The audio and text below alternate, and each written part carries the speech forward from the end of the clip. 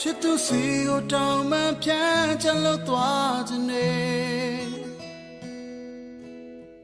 ဘယ်စီပဲဝမလဲတမ်းသိဒီတချင်းတန်ကိုကြားရင်မငိုပါနဲ့ပြေးထွက်လို့မလုံးသာဖွင့်ကြုံနေတကယ်ဆိုချေရချရှေဝေးမှတို့တီလာရှင်မမင်းလေးပဲချစ်နေတဲ့နောက်ထပ်မရှိနိုင်တော့